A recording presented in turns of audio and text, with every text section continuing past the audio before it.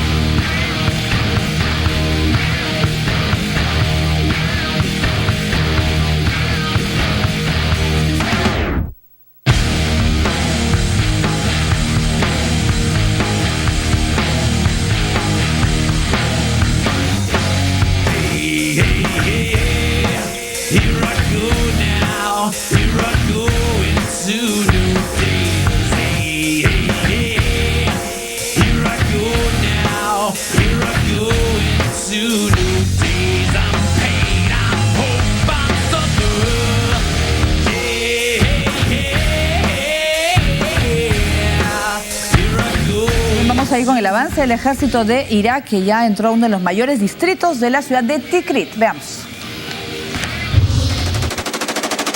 Las fuerzas iraquíes apoyadas por milicias chiíes y suníes han ingresado a Tikrit y ya controlan gran parte de Al-Qadesiyah, el barrio más grande de la ciudad natal del fallecido dictador Saddam Hussein. Además de este ingreso, los militares han logrado recapturar en su camino yacimientos de crudo de Al-Buoyeh y otras localidades como Al-Alam, cuyos residentes los han recibido entre emocionados gritos, banderas blancas, lágrimas, sonrisas y dulces. Pero arrebatarle Tikrit al Estado Islámico podría traer otro problema. Así explican los analistas.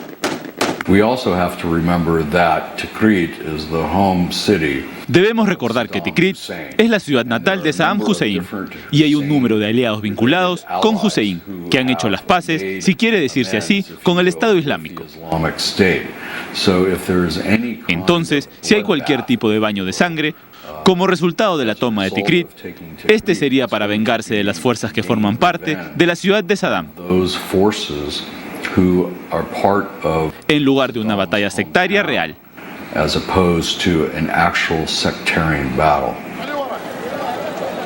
En este contexto, un atacante suicida detonó sus explosivos en un coche colocado en una calle muy transitada de un distrito chiita ubicado al oeste de Bagdad. Este atentado dejó 6 muertos y 35 heridos.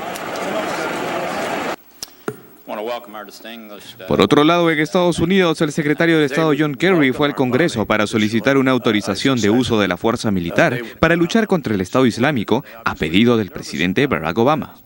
En su discurso de apertura, Kerry dijo que Estados Unidos no puede permitir que un grupo de asesinos y matones alcancen sus ambiciones. En esta reunión, algunos manifestantes interrumpieron la presentación de Kerry, sosteniendo carteles que decían que en este conflicto no hay una solución militar. Muy bien, la recuperación de la ciudad de Tikrit sería muy importante porque se trataría de la primera, creo, ¿no? De las más grandes que puedan recuperar el ejército de Irak contra el Estado Islámico. Y el siguiente paso sería Mosul, ¿no? Es ganar confianza en esa batalla que se tiene. Pero el temor es ese, ¿no? Chiitas versus suníes y cuál puede haber venganza, una situación que se puede salir de las manos, ¿no? Lo que pasa es que, a ver, entre lo que alimenta el temor, digamos, que hayan represalias por parte de los chiitas, porque no olvidemos que esta es una ofensiva que es hecha en parte por el ejército iraquí gubernamental y también por milicias chiitas. Voluntarios que se han presentado. Bueno, que son grupos que existen desde hace muchos años, ¿no? Y otros que se han sumado tras la ofensiva del Estado Islámico.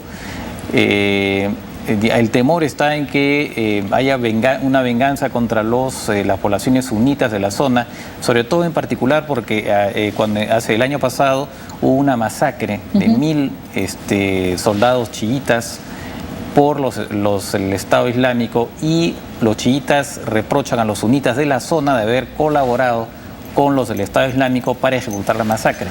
Entonces, el riesgo está en que pudiera haber acciones de venganza contra los sunitas, como se ha dado en la toma de algunos otros poblados, ¿no? Que han habido acciones por parte de las milicias chiitas.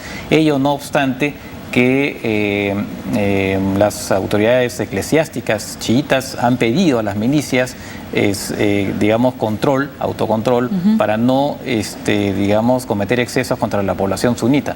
De todas maneras, hay fuerzas sunitas también combatiendo al lado del ejército iraquí, por lo que digamos implica que efectivamente hay entre los sunitas el deseo también de liberarse del Estado Islámico, ¿no? Muy bien, y vamos a seguir con el Estado Islámico. Los padres del supuesto espía de Israel, asesinado, como sabemos, por el Estado Islámico, han dicho que su hijo no pertenecía a la Mossad. Los padres de Muhammad Musalam han negado que su hijo haya sido un espía de la agencia de inteligencia israelí Mossad. El padre del joven detalló que el autodenominado Estado Islámico lo detuvo en la frontera turca cuando él intentaba regresar a casa preocupado por la enfermedad de su madre y arrepentido de haberse unido a las filas terroristas. Niego la acusación del grupo Estado Islámico que dice que mi hijo era un agente israelí. El grupo Estado Islámico quiere intimidar a los árabes de aquí y del mundo en general. Cuestionando a los terroristas, los padres se han preguntado cómo es posible que exista un espía de 19 años y por qué habría ido hasta allá si era un espía tan joven. Un funcionario de seguridad israelí citado por Reuters también señaló que el joven, que residía en Jerusalén, viajó en octubre del año pasado a Siria para luchar en el Estado Islámico. Musalam dice que no sabe qué sucedió con su hijo. Tal vez le dieron drogas antes de subir al avión o le prometieron el dinero y el paraíso, señaló. Pero asegura que su hijo se puso en contra de los terroristas al ver la brutalidad de ellos en primera persona. La cadena británica Sky News ha entrevistado a otro de los testigos del terror. Él se hace llamar Saleh y asegura haber estado en el momento de la ejecución del rehén japonés Kenji Goto y haber visto a Jihadi John. Saleh está seguro que Jihadi John sí es Mohamed Emwazi. When he killed Kenji Goto, I live showed this, but not nearly from a little. But you saw him do this, and it is definitely him. I was shot. I was so. Saleh asegura que un turco lo contrató para trabajar en Siria como traductor de los terroristas, pero después del crimen de Goto huyó. Según él, las víctimas aparecen tranquilas porque todo se graba como si fuese un ensayo. Él ha precisado que Emwazi John es muy respetado entre el resto de los yihadistas. Él da órdenes y el resto lo cumple. Un turco es el que se encarga de las grabaciones y Jihadi John es el que tiene el cuchillo en la mano, el que puede matar a todos, el único jefe al momento de las ejecuciones. Muy bien, vamos a cambiar de tema. Estados Unidos impuso más sanciones contra Rusia y los separatistas por el conflicto en Ucrania.